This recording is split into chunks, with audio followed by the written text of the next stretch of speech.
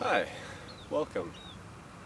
I had a couple minutes and I thought I'd finally sit down and do something that I've been planning for a while and actually make a video about photography.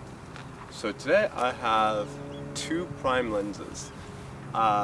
First off, what is a prime? A prime is a lens that doesn't zoom in and out. So it's also called a fixed focal length lens. This is the 51.8.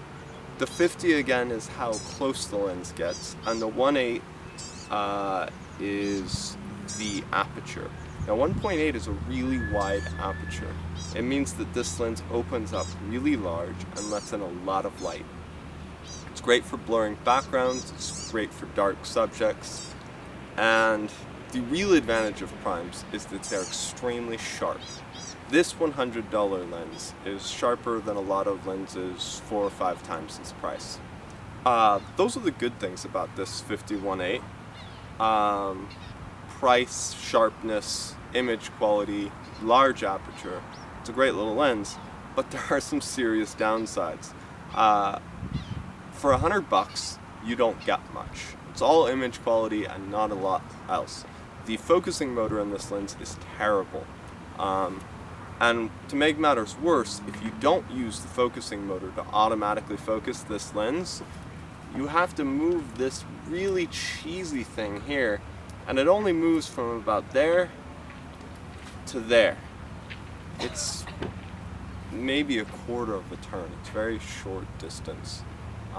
So if you're trying to make fine adjustments manually, it's nearly impossible. This focusing ring is awful. You have to manually flip it on, manual focus, and then turn this to focus it, which is terrible because the automatic focus motor on this is so bad that they always seem to break. So there are a lot of serious downsides to the build quality of this lens and the focusing motor of this lens. So the budget 51.8 Canon prime lens is a great option if you are on a budget, but it's really cheap, and that of course is its great strength and its great weakness. It's going to break on you. So what do if you want something a little higher quality? Well, in that case, you can buy the next line up of Canon's 50mm lens. So that's what I have here. This is the 50mm 1.4 prime lens. It is the same focal length, slightly larger aperture at 1.4, so it'll let in just a little more light, little bit blurrier backgrounds, not much, but a little bit. But same focal length, same basic lens as far as what it will do, but much higher quality. And you see this certainly in the glass and maybe somewhat in the image quality, but where you really see it is in the focus motor. So if you look at this has a silver dotted line around it. Canon uses that to designate their USM focusing motors. It also has ultrasonic here. USM, without getting into boring technical details, is a focusing motor that focuses faster, quieter, and allows you to turn this focusing ring anytime you want without first switching it into manual focus. On the cheaper lens, if you turn the focusing ring while it's in autofocus, you can actually damage the lens, which is a bummer, or the focusing motor. Here you can turn this anytime to make adjustments. The other big thing about this focusing motor is, well, the ring is much larger and easier to grip and turn, and it just feels better.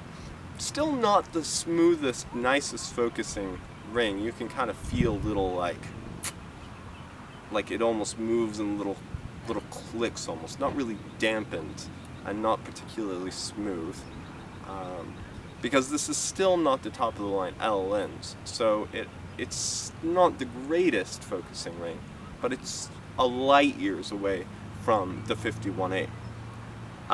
If you look at this right here, I have this lens focused at infinity, really far away objects. To turn it to the closest it focuses, I will go ahead and turn it all the way like this, all the way over. So that's maybe about half a turn around to completely change it from the closest to the farthest away. So there to there. Much larger range of motion, which means each little turn is making a finer adjustment, so it's much easier to get really fine dialed in focus points on this 51.4 lens than it is on the 51.8. So the focusing ring is a huge plus here, and the focusing motor. The build quality seems to be a little bit better.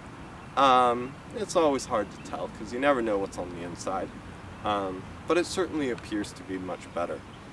The other really important thing in my mind is the number of blades on the aperture.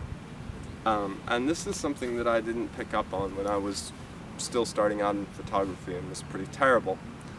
Now that I'm older and wiser,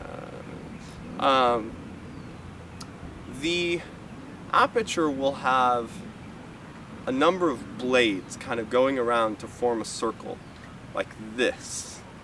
And if you look at this, you'll have each of these flat little sections kind of creating a shape, like a hexagon or an octagon or a pentagon, or however many pieces are forming this shape that's roughly a circle.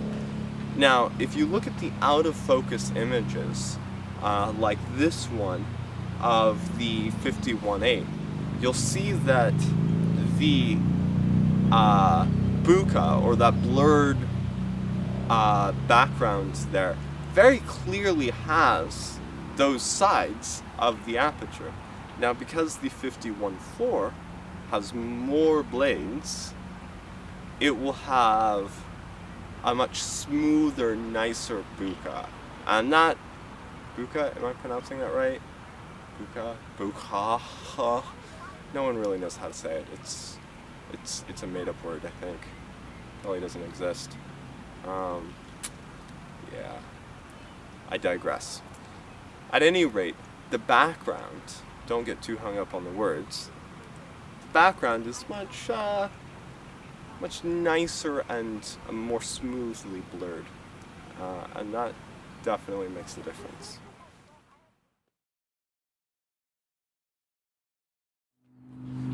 Here I have both 50mm prime lenses off the camera and side by side. As I pointed out, neither are perfect. To get that, you probably have to shell up for the L lens, 50mm 1.2. Which seems a little bit ridiculous because that lens is extraordinarily, astronomically expensive. No doubt it's worth it, but still, it's beyond the reach of your average photographer. As you can see, the more expensive 50mm f1.4 lens is significantly larger. It's also a bit heavier. And it's something you notice, but it's not a huge factor in this case.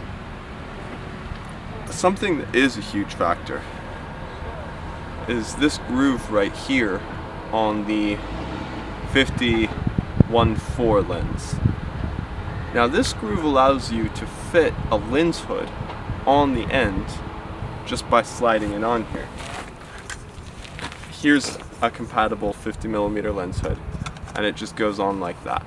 It snaps on. And that's really nice for keeping out the glare and rays and haze and nasty stuff from light hitting your lens at a weird angle. So that's great. The 51.8 on the other hand has nothing. You actually have to thread a lens hood in here on the filter threads if you want to put a lens hood on the 51.8, and that amounts to basically a giant middle finger by by Canon if you're trying to use a lens hood on it. It's just incredibly inconvenient, if not impossible. Even if you find a lens hood that threads on, which you can, it's difficult to put a lens cap on that then, and it's difficult to take on and off. You'll find that you will not use the lens hood with this, which is frustrating. You actually have to buy the f1.4 for it to work with the lens hood. Why they couldn't have put a simple little groove on this thing is beyond me. I mean, how hard is it to put a little notch so that you can screw a piece of plastic on it? Personal gripe, seems a little ridiculous, but then Canon's whole policy on lens hoods is one of my rants and pet peeves.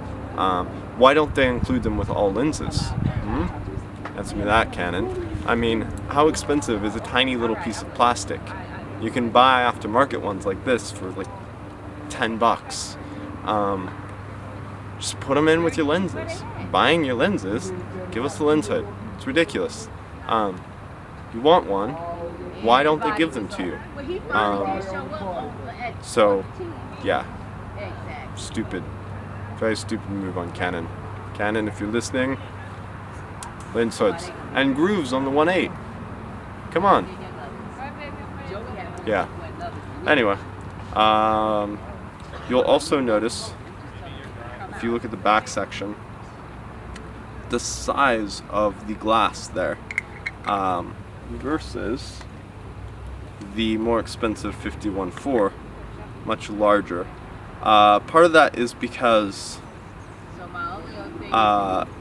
larger apertures like f1.4 require larger pieces of glass, and part of it is just, I think, down to quality. A lot of people will make a big deal out of the fact that this is all plastic, everything in here is plastic. Doubtless that is a sign of poor quality, because this looks really plasticky, but just because the f1.4 has a metal piece out here doesn't mean necessarily that it's higher quality. A lot of metal lens mounts are attached to plastic poles, and so it's not necessarily a sign. But in this case, I think it is probably a pretty good indicator of the difference in build quality and just overall ruggedness of the very, very flimsy 1.8 versus the f1.4.